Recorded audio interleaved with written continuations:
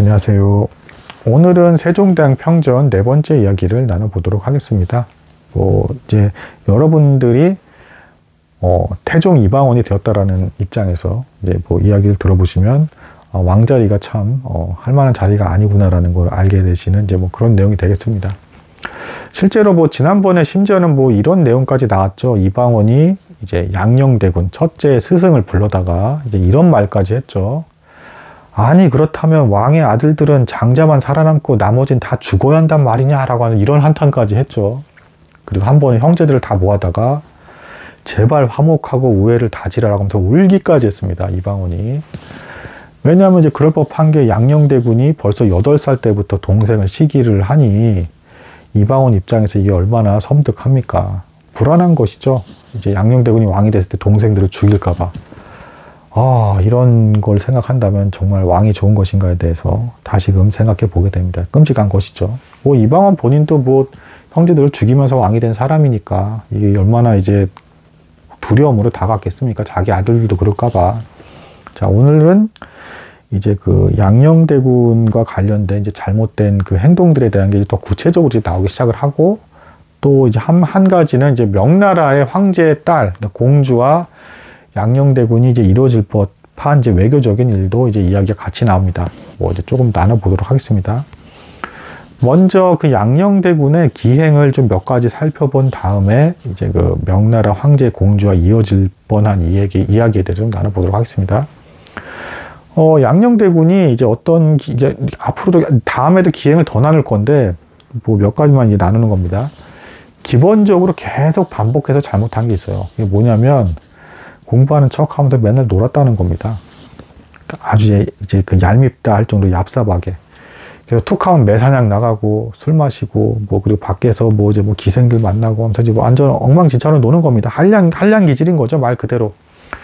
이걸 이제 이방원이 알고 당연히 이제 열이 받고 이제 화가 나죠. 그래서 그 양녕대군의 스승과 같이 놀아주는 환관과 주변의 신하들을 계속 독촉하면서 막 혼내고 막 이제 경고를 줍니다. 니들이 세자가 이제 자꾸 놀려고 할 때 조금이라도 동조하면서 도와줬다가는 내한테 걸리면 내가 가만두지 않겠다라고 하면서 이제 막 엄포를 이제 막 놓습니다. 아니 근데 이 세자 주변에 있는 이 사람들은 그게 얼마나 무섭겠습니까? 그리고 가만 보니까 이 세자가 성군 기질을 보이고 있는 게 아니라 한량 기질을 보이고 있어요. 그러니까 무인 기질에다가. 그러면 이 세자한테 밉보였다가 이 세자가 왕이 되면 자신들은 어떻게 되는 겁니까? 괜히 쓴소리 했다가 나중에 심지어는 막 그 주변의 친척까지 같이 다 멸문지화 될지도 모르는데 그게 얼마나 무섭겠습니까? 그래서 계속 기본적으로 반복이 되는 게 그 양녕대군이 노는 게 걸릴 때마다 이제 환관이 곤장을 맞는다라든가 스승이 끌려가가지고 엄청나게 혼이 난다라든가 옆에 같이 또 이제 노는 거 도와줬던 신하들이 또 이방원한테 끌려가지고 엄청 혼난다든가 이게 계속 반복이 됩니다. 그러니까 그리고 이제 양녕대군은 더 얄밉게 이제 그런 일이 발생할 때마다 이제 다음날 아침에 이제 이방원한테 문안을 안 찾아가는 거예요. 몸이 자기가 아프다면서 이제 그런 식으로 기분이 나빴다는 걸 막 표현을 하는 것이죠. 반항하는 겁니다. 이렇게 그런 식으로 이제 20살 때까지 그 이후에까지 이제 계속 반복이 되고요. 이제 몇 가지 예를 좀 이제 들어보겠습니다. 이런 일이 있었어요. 어떤 게 있었냐면 이방원의 사위가 이제 상을 이제 당하게 됩니다. 이제 이방원의 사위의 이제 부모님이 이제 돌아가신 거죠. 사돈 때, 근데 사돈이죠. 한마디로. 부모님이 돌아가셨는데 이게 상중이 된 거죠. 이방원이 이제 자신의 새 왕자들에게 가서 너희들이 위로를 해줘라. 사위를 위로해줘라. 이제 보냈단 말이에요. 이제 여기서 이제 양녕대군이 또 이제 기행이 이제 펼쳐집니다. 상중인데 거기서 양녕대군이 막 술을 마시면서 신나게 논 거예요. 이제 밖에 나왔다고 신났다고 그러면서 기생들까지 불러다가 상중인 집안에서 기생까지 불러다가 그걸 끼고 막 놀았다고 합니다. 거기서 술주정을 또 이제 부리게 되는데 여기서 이제 굉장히 또 충격적인 실언을 또 합니다. 충녕대군을 바라보면서 충녕 너는 정말 대단한 사람이야. 넌 보통 사람이 아니야 라고 하면서 막 소리를 고래고래 지르면서 술주정을 부렸대요. 왜 이런 일이 발생한 거냐면 충녕대군만큼은 이렇게 술판이 벌어지고 기생들과 놀고 있는 자리에서도 전혀 기생들을 상대하지도 않고 올곧게 이제 상중의 예를 지키면서 사위를 위로해 줬던 겁니다. 그리고 이게 이제 이방원의 귀에까지 들리게 돼요. 그러니까 이방원이 이제 대노를 하면서 사돈 집안에 이게 웬 망신입니까? 정말 너무 끔찍한 망신이죠. 그러면서 이 양녕대군에 대해서 이제 어떡할까 아주 또 고심하기 시작합니다. 뭐 이런 잘못만 또 한 게 아니라 한 번은 이제 양녕대군이 잠깐 밖에 나갔는데 거기서 어느 과부 집에 이제 개가 마음에 든다고 그 개를 또 뺏었어요. 이게 왕자가 할 짓이 아니죠. 그 힘없는 과부의 그나마 남아있는 개를 왕자가 밖에서 나가서 뺏어온 겁니다. 이것도 웬 왕 입장에서 이게 또 소문나고 이게 얼마나 이게 망신입니까? 뭐 이런 잘못도 하고 또 이제 양녕대군과 충녕대군이 사이가 이제 여기서 이제 계속 벌어지게 되는데요.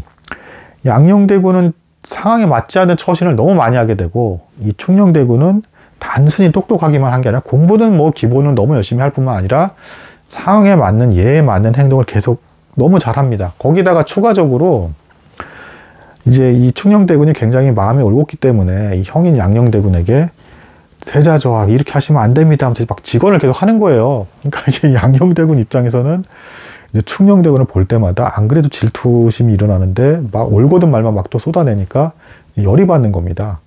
그리고 심지어는 이 충녕대군이 아버지 이방원한테까지 찾아가가지고 이제 경우에 따라서 이제 세자저하가 이런 잘못까지 했다라는 걸 이제 직언을 해버리니까 이제 양녕대군 입장에선 야, 저 셋째 동생 쟤는 너무 싫다. 쟤는 혹시 내 세자 자리를 노리는 것은 아닌가라고 하는 이 분노의 이 단계까지 가게 됩니다. 뭐 그리고 또 이해가 안 가는 또 행동을 추가로 좀 더 나눠보면 뭐 다음에도 더 나옵니다. 근데 이런 게 또 있어요. 이것도 좀 황당한데 자 결국에는 그 양녕대군이 이 명나라 이 혼사가 이제 이야기가 진행이 되다가 이거는 안 되게 되고 대신에 이제 이 태종 이방원이 이 양녕대군을 사신으로는 보내요, 명나라에. 그러면서 이제 그 명나라 황제를 네가 직접 만나서 아련을 해라. 나 대신 네가 찾아가는 것이다 라고 하면서 이제 황제를 만나고 와라. 이제 이렇게 명을 내립니다. 그러면서 이제 세자가 명나라의 황제를 만나게 되면서 명나라 조선 이제 사이가 가까워진다는 그 신호가 이제 서로 이제 주고받게 되는 것인데 이때 이제 세자가 자리를 비운 사이에 이 태종 이방원이 이제 민씨 집안 가문, 외척 세력이죠. 이쪽을 굉장히 이제 탄압하면서 억압하고 눌러버립니다.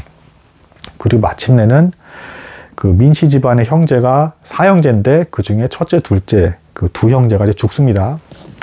자, 이런 슬픈 상황 속에서 이제 그러니까 어머니 입장에선 자신의 이제 남동생 중에 2명이 죽은 거죠. 그러니까 얼마나 황당하겠습니까? 어머니를 이제 양녕, 효령, 충녕이 찾아왔는데 그때 때마침 살아남은 두 외삼촌도 같이 있었던 자리였습니다. 여기서 이제 그 양녕대군 앞에서 이제 어머니 민씨가 이제 이런 말을 합니다.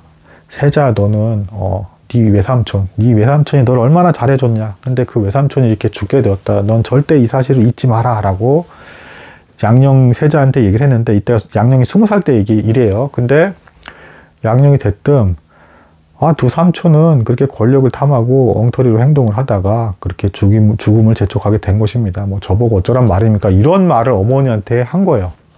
뭐 틀린 말은 아니라고 한다 하더라도 어머니 입장에선 자신의 이제 그 형제가 둘이 죽었는데 이게 얼마나 슬픈 상황입니까? 근데 자신의 아들이 두 분이 돌아가신 게 너무 마땅합니다. 이 얘기를 들으면 어머니 입장에서 완전 충격이죠. 그리고 그 옆에 있던 남은 이제 셋째, 넷째 이제 두 삼촌이 이 말을 듣고 너무 황당해서 이 양녕대군에게 이렇게까지 얘기합니다. 아니 세자저하 그 두 외삼촌이 얼마나 세자저하한테 잘해줬고 깍듯이 대했습니까? 근데 어떻게 이렇게 매몰차게 잔인한 말씀을 하실 수가 있습니까? 하면서 너무 섭섭합니다. 이렇게 했더니 양녕대군이 뭐 아니라고 그 두 외삼촌이 잘못한 거고 뭐 어쩔 수 없는 거라고 하면서 이렇게 아주 냉정하게 얘기를 해버립니다. 그러고 나서 이 양녕대군이 2년 동안 이 일을 얘기를 안 하고 있다가 갑자기 뭐 아버지한테 잘 보이려고 이제 그런 말을 했던 것 같아요. 갑자기 생뚱맞게 여전히 그 그러니까 민씨 집안 그 남은 두 삼촌이 권력욕이 남아 있어서 저한테 돌아가신 두 삼촌이 이제 억울하게 죽었다라는 식의 발언을 했습니다. 이제 이 얘기를 아버지 이방원한테 해버리는 거예요. 그러니까 이방원이 이걸 듣고 이방원조차도 야, 네 어미 민씨가 아직도 굉장히 슬퍼하고 있다. 그래서 당장 그 삼촌에 대해서 어찌할 수 없다 하고서는 뜸을 들이고 있다가 이방원 하면 이제 뭡니까? 조금이라도 권력의 위협이 되는 사람 결국에는 가만두지 않지 않습니까? 신하들에게 이제 상소를 올리게 해서 그나마 남아있는 두 외삼촌들이 벌을 받아서 죽게 만드는 이런 황당한 일을 저지르게 됩니다. 뭐 양녕대군 좀 이상하죠? 다음에도 더 기행들이 이제 더 나옵니다. 그리고 이제 명나라와는 이제 혼사가 진행되려고 했었던 이유는 이제 외교적인 문제인데 뭐 이런 배경이 있는 거예요. 그러니까 태조 이성계 때 명나라와 관계가 되게 안 좋았습니다. 왜 그랬냐면 이제 이성계가 좋아했던 신하가 정도전이었죠. 정도전이 북진 정책을 추진하려고 하는 과정에서 이제 이 요동 땅을 이제 정벌하려고 했고 이걸 이제 명나라에서 알고 있었기 때문에 괘씸했던 겁니다. 그래서 명나라가 몇 번이고 정도전 내놔라. 정도전을 보내줘야 너희 나라와 우리가 친해질 수 있다. 뭐 이렇게 으름장을 놓았고 그리고 이제 조선의 왕은 이성계다라는 그 교서를 내려주지 않아요.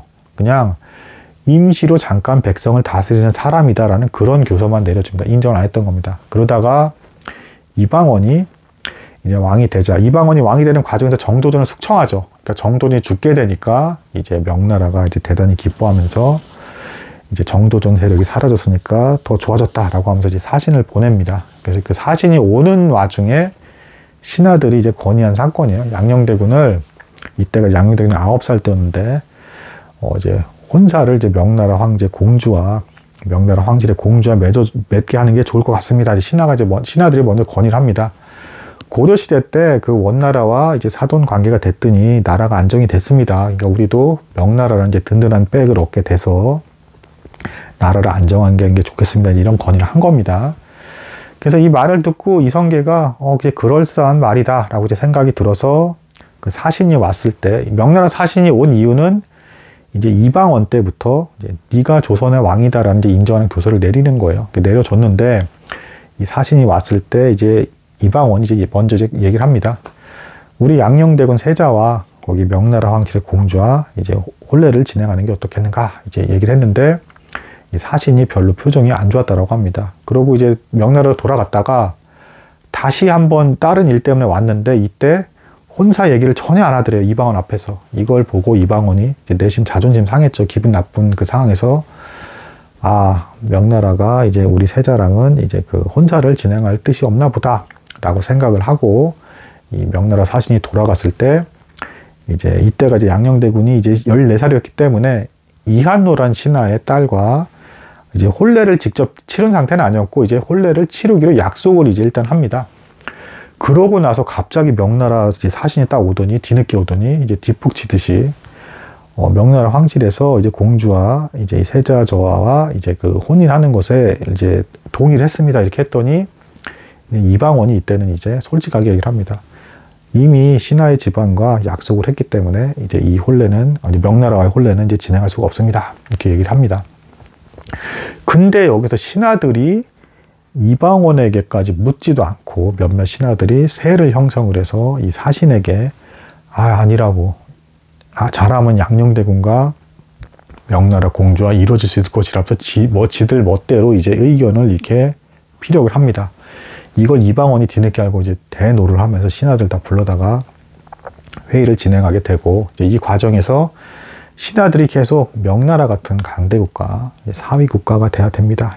서로 이제 사돈 관계가 돼야 됩니다. 이렇게 주장을 하는데 이때 이방원이 이제 좀 정신이 번뜩 들었는지 이런 말을 합니다. 강대국과 사위국이 된다고 무조건 좋았더냐라고 하더니 기황후 때 일을 잊어버렸냐? 기황후가 원나라 황실과 연결됐더니 그 기황후의 그 세력들이 얼마나 고려 왕실을 어렵게 했느냐? 그러면서 명나라 공주와 우리 양녕대군이 맺어졌다가 둘이 사이가 안 좋으면 싸울 때마다 사신이 들락날락거리고 하면 얼마나 내정 간섭을 하고 조선을 귀찮게 할 것이며 더 조공을 요구하고 힘들게 할 거냐라고 하면서 이제 이방원이 이제 신하들의 이제 뜻을 꺾어버리는 뭐 이제 이런 일까지도 이제 겪게 됩니다. 아무튼 이후에 이제 양녕대군은 점점 더 기행을 일삼게 되고 반대로 충녕대군은 너무 올곧고 바르고 단순히 지식적으로만 뛰어난 사람이 아니라 마음으로까지 너무 성숙한 모습을 보여주는 이런 모습을 보여주면서 결국에는 세자로 이제 간택이 되는 그 과정을 이제 다음에 이제 좀 나눠보도록 하겠습니다. 오늘은 여기까지 하도록 하겠습니다. 감사합니다.